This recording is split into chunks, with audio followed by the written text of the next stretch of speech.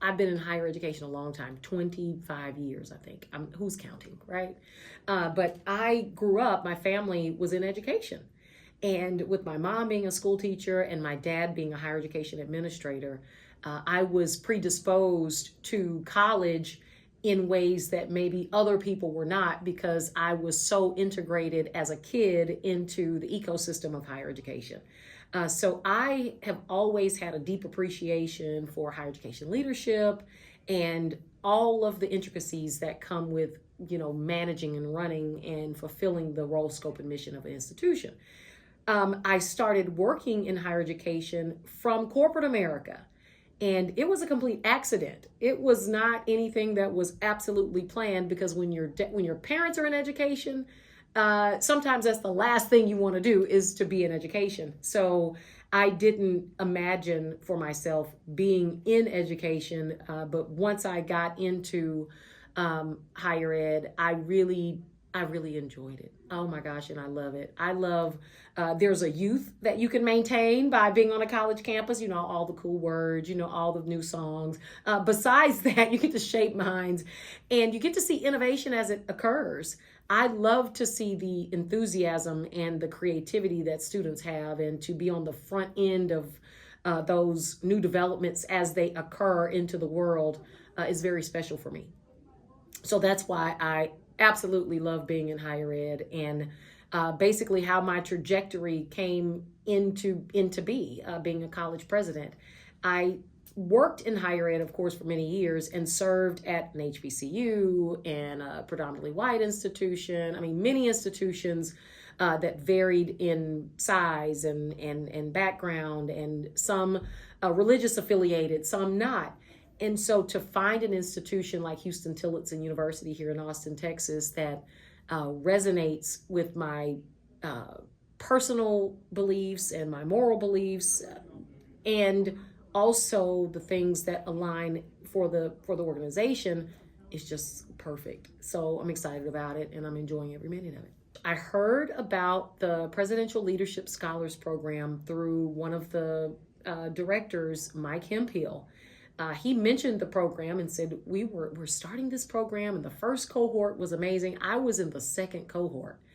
So I call us the guinea pig generation when we were starting out.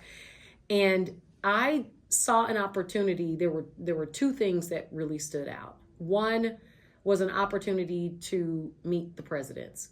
I mean, how often, if you're interested in leadership, if you're interested in ascending to any role higher than the one that you're in now, then leadership is key and influence is key.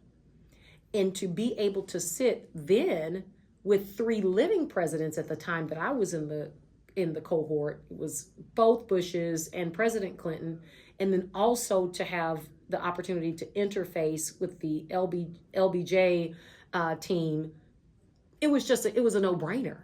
Because if you're going to be at the height of your career, who better to interface with and to interact with and to hear from and to soak up information from than the presidents of the greatest nation in the country is America.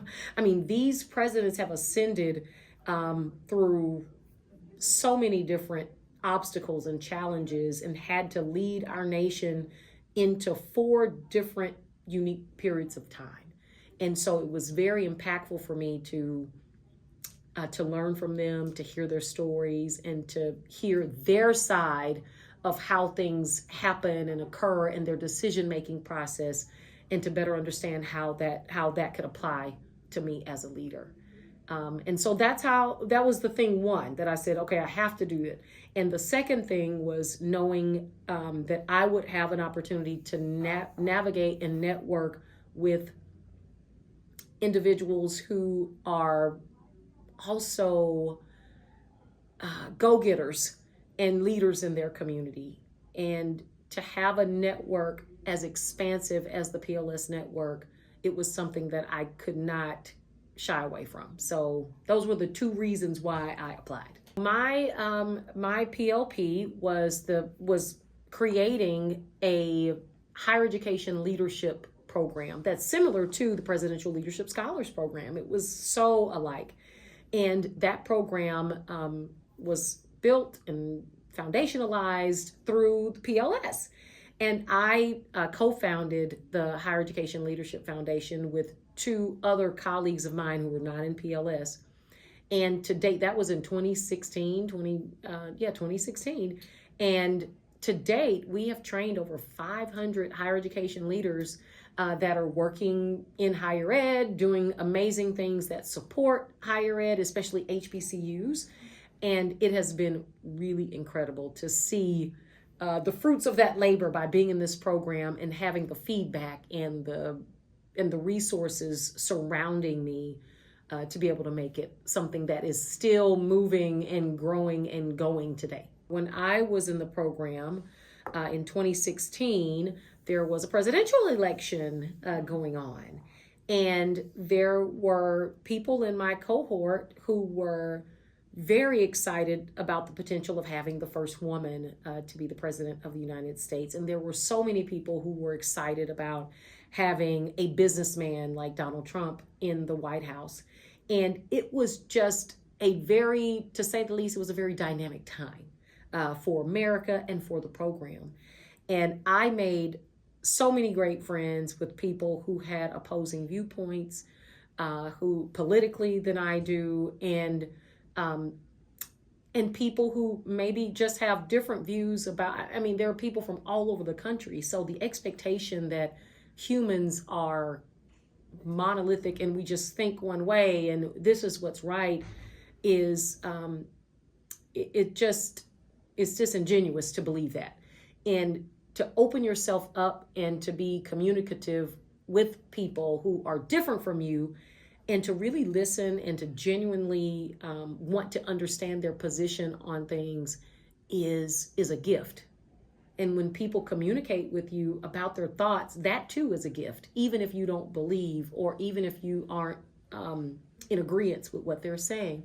But it is a true gift to be able to share your opinions and thoughts with someone else. So I was very thankful that I was in a position in my emotional intelligence at the time to be able to hear from everyone and to find things that we do agree upon so that we can become friends and do some other great things together. And we have done it. The community is ongoing. I can pick up my cell phone right now and pick up a group text message that is happening probably at this very moment with my class, with the 2016 class. And I can say, oh my gosh, I need this. Who knows a person that can do some weird random thing that's going on that I need some help with? And it never fails that somebody knows somebody that knows somebody that can help me solve a big problem. And I'm so thankful for the Presidential Leadership Scholars Program, the leadership of this program, Stephanie Street, the Bush team, Mike Hemphill, everyone that puts their heart into making this experience for the scholars so impactful, because the work that you all do, especially at the Bush Foundation and the Clinton Foundation, it's a testament to what should be happening in this program. That two former presidents have come together to say, we believe that leadership needs to be cultivated and developed. And people get to choose for themselves what leadership looks like for them.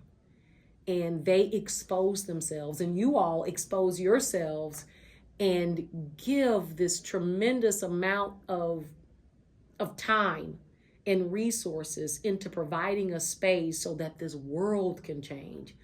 I would say that is an incredible feat, and it is always well done.